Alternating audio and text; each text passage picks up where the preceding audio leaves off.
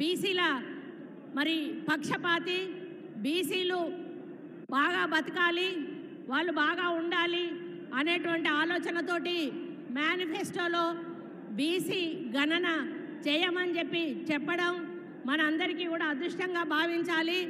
మరి ఈరోజు BJP party మైనార్టీల రిజర్వేషన్ తీసేస్తాము అని మాట్లాడుతూ మైనార్టీలను అవమానపరుస్తూ మాట్లాడుతున్న సంగతి మనందరికీ కూడా తెలుసు. మన ముఖ్యమంత్రి రేవంత్ రెడ్డి గారు అధికారంలోకి వచ్చినాక నిరుపేదల సంక్షేమం అభివృద్ధి ధ్యేయంగా ఈ ప్రభుత్వాన్ని ముందుకు తీసుకుపోతూ ఎన్నో సంక్షేమ కార్యక్రమాలు అందిస్తున్న విషయాన్ని జీర్ణించుకోలేక ఒక పక్క టీఆర్ఎస్ బీఆర్ఎస్ నేతలు, అదేవిధంగా ఒక పక్క బీజేపీ నేతలు అన్ని విమర్శలు చేస్తూ మాయమాటలు చెప్తూ మోసపూరితమైన ప్రసంగాలు చేస్తూ మరి ప్రజలను మభ్యపెడతా ఉన్నారు. కాంగ్రెస్ పార్టీ ఏమీ చెయ్యదు అనేటువంటి మాట మాట్లాడుతూ ఉన్నారు.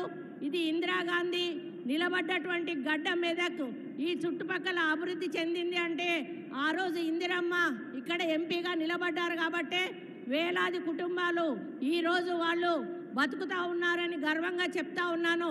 బీజేపీ మరి మోడీని అమిత్ షాను ఒక్కటే అడుగుతా ఉన్నాను, మీ ప్రభుత్వం వచ్చినాక తెలంగాణకు ఏదైనా ఒక ఫ్యాక్టరీ కానీ ఒక కంపెనీ కానీ తెచ్చారా అని చెప్పి మిమ్మల్ని అడుగుతా ఉన్నాను.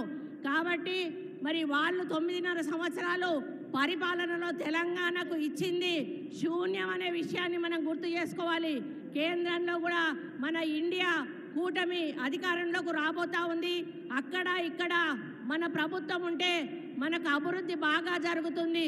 కాబట్టి మన హైకమాండ్ నుండి సోనియా గాంధీ గారు, ప్రియాంక గాంధీ గారు, రాహుల్ గాంధీ గారు ఇక్కడ బీసీ ముద్దు బిడ్డ, ముదిరాజు బిడ్డ అయినటువంటి నీలం మధు గారికి టికెట్ ఇచ్చి నిలబెట్టడం జరిగింది.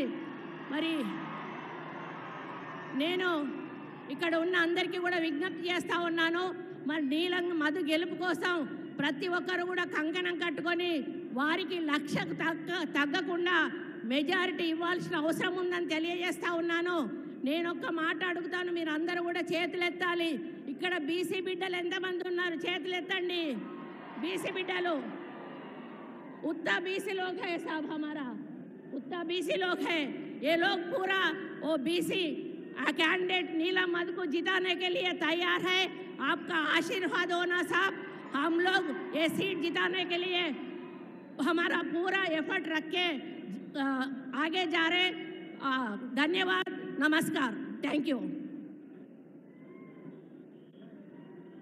थैंक यू अक्का, మంచి సందేశం ఇచ్చిరు. నర్సాపూర్ నియోజకవర్గం మరి మెదక్ పార్లమెంట్లో అందరూ కూడా బీసీలంతా ఏకమైరు.